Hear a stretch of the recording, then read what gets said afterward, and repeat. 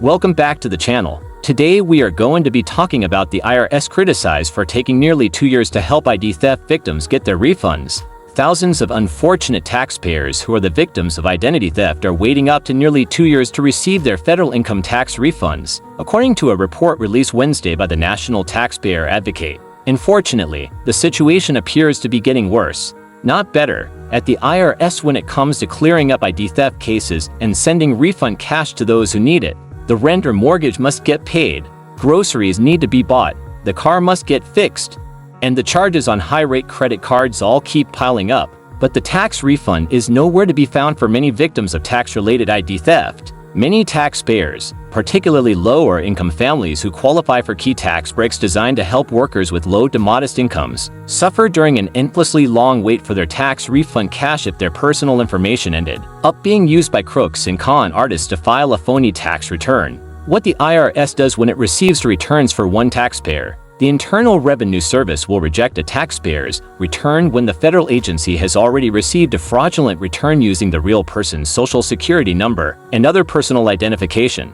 The IRS needs to take time to analyze who is really owed the money, which is logical. The IRS freezes the second return so the IRS can sort out which taxpayer is the legitimate one, according to the National Taxpayer Advocate's mid-year report to Congress, which was released Wednesday. What's mind-boggling is how long it takes to get eligible taxpayers their tax refunds. The system takes way too long for families sitting on the sidelines. They're not getting their tax refund within 21 days after filing the return, like most people. Instead, they're waiting more than 22 months. Yes, nearly 2 years. Step back a bit and put yourself in their shoes. The IRS had been taking about 19 months to identify the legitimate taxpayers and issue their refunds last year, according to the National Taxpayer Advocate's 2023 annual report to Congress. As of last September, about 484,000 cases were in the backlog. In January, when the 2023 report was released, National Taxpayer Advocate Aaron Collins called the delays unconscionable and stressed that the IRS needed to place a higher priority on quickly resolving ID theft-related cases for victims.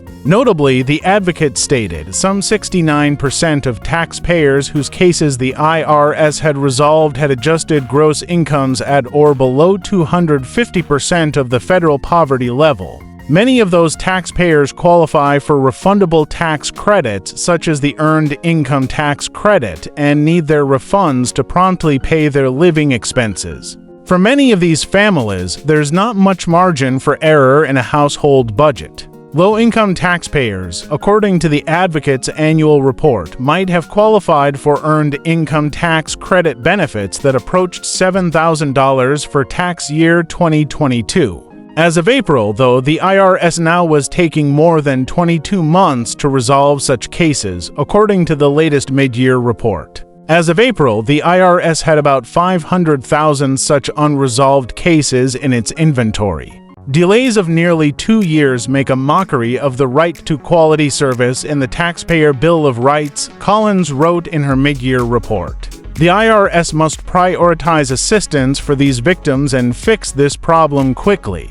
The Advocate's report noted that the IRS delays are lengthy and a blemish on its performance. In a statement issued Wednesday afternoon, the IRS said it recognizes that the backlog of identity theft cases remains one of the most significant ongoing service gaps. The IRS said it is working to improve its process, including more training and moving additional resources to work such cases. The IRS plans to engage with stakeholders within and outside the IRS to identify and prevent evolving tax-related identity theft threats. Identity theft cases are complex and take time to resolve, according to the IRS statement, but with increased funding made available by the Inflation Reduction Act, the IRS is now in a better position to resolve cases in a timelier manner. Since 2020, the IRS has tripled its closure rate of identity theft cases. The IRS also noted that the agency continues to remain focused on preventing tax-related identity theft before it occurs, including an ongoing effort that brings together the IRS, individual states, and the nation's tax industry to combat fraud. Such preventive actions, according to the IRS, have strengthened our systems and protected millions of taxpayers from potential identity theft since 2015, but there is still more work to do.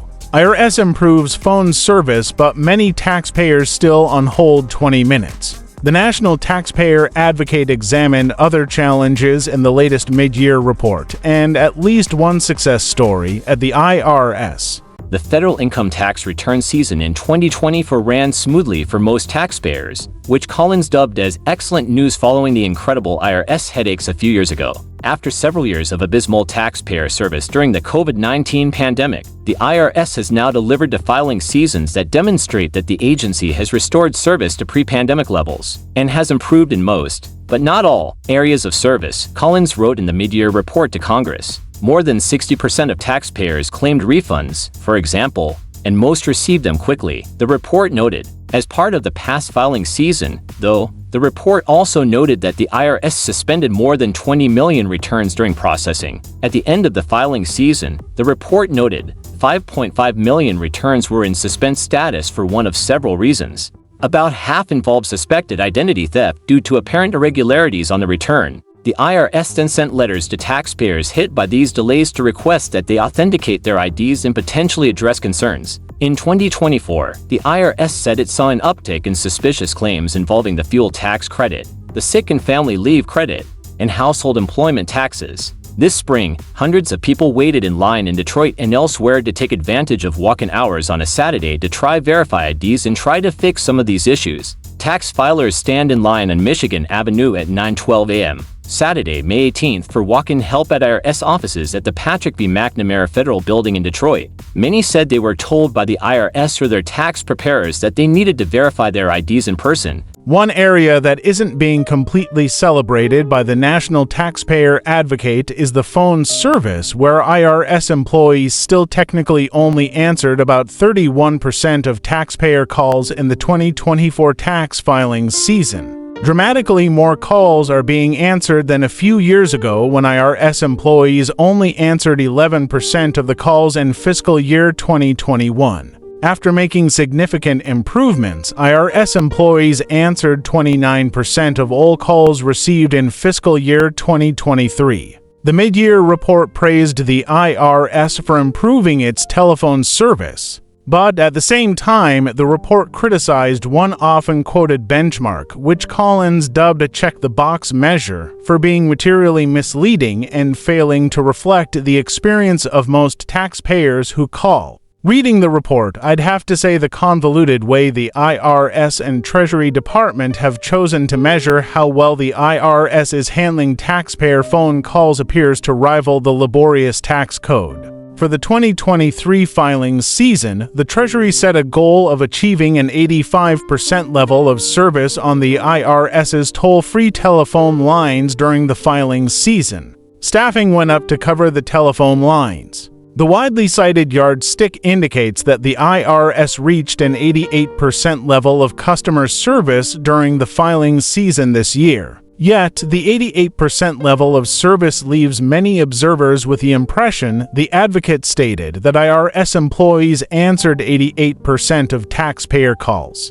In fact, IRS employees answered only 31% of taxpayer calls, the report noted. The calculation, according to the report, doesn't include calls directed to compliance and dozens of other IRS phone lines that don't fall under the benchmark's umbrella. The IRS received nearly 40 million calls during the 2024 tax season, according to the mid-year report, and only 12.4 million calls were answered by an IRS employee. The wait time on hold averaged 8 minutes, but many taxpayers face far longer wait times of 21 minutes on average if they called about some specific issues. Many phone calls that are routed to different areas at the IRS are not covered by the level of service measure, the advocate noted, and tend to face the worst customer service, including calls to set up installment payments, deal with ID theft-related holdups on their tax refunds, and address troubling collection notices. One would expect a caller facing eviction because an IRS levy is leaving her unable to pay her rent would receive priority over a call requesting an account transcript, the advocate's report stated. But that's not the case.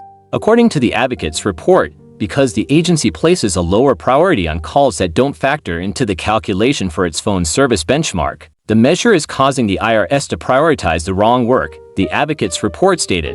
In addition, the report noted, the IRS should be measuring outcomes at least as much as it measures the ability to get through on its phone lines. In a statement Wednesday, the IRS acknowledged that further improvements need to be made with its phone system but questioned the methodology that the taxpayer advocate used for assessing phone service. In one analysis of accounts management lines, for example, the methodology concluded that IRS employees only answered 30% of calls, the IRS stated. But the IRS noted that the figure includes 10 million calls where the taxpayer immediately hung up after calling or before selecting a service. The remaining 18 million calls were answered either by a phone assister in accounts management or through automation, the IRS stated. Taxpayers have benefited from the IRS's rollout of technology like customer callbacks, voice and chat bots, and other new and improved digital self-service tools, according to the IRS statement.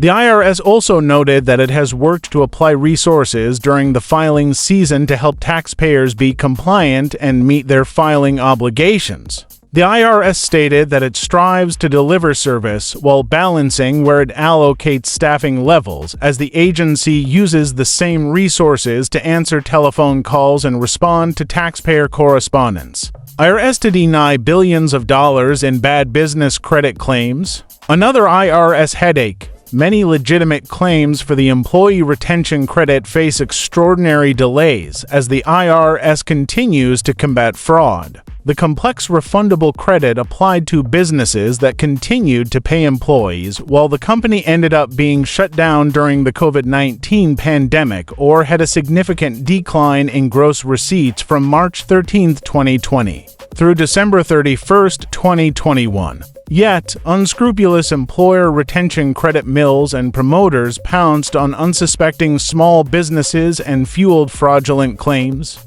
In September, the IRS took the unusual step of temporarily stopping processing claims to get a handle on the fraud. On June 20th, the IRS announced that it plans to deny tens of thousands of improper high-risk employee retention credit claims in the weeks ahead. But the agency is resuming processing what it calls lower-risk claims for eligible taxpayers. The IRS said it will deny billions of dollars in improper claims, and it will begin more work to issue payments to taxpayers without any red flags on their claims. This is one of the most complex credits the IRS has administered, and we continue to ask taxpayers for patience as we unravel this complex process. According to IRS Commissioner Denny Werfel in a statement, ultimately, this period will help us protect taxpayers against improper payouts that flooded the system and get checks to those truly eligible. The IRS said its analysis since last September involved studying more than 1 million employee retention credit claims, representing more than $86 billion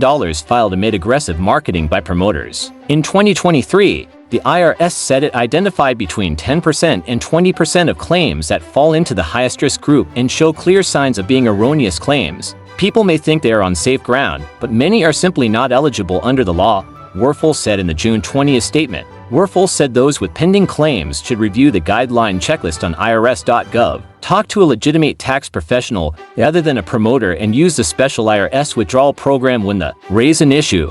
Collins now plans to work with IRS leadership to try to speed up the processing of eligible claims, including several thousand cases pending in the Taxpayer Advocate service. The IRS has a backlog of about 1.4 million employee retention credit claims that have been submitted but not paid. Collins noted, though, that the IRS is between the proverbial rock and a hard place. If the IRS hands out generous payments without adequate review, Collins noted, tens of billions of dollars could go into the wrong hands. But if it declines to pay employee retention credit claims or keeps delaying payments, the legitimate businesses that Congress intended to help will be hurt again. Don't forget to subscribe and like for more valuable content.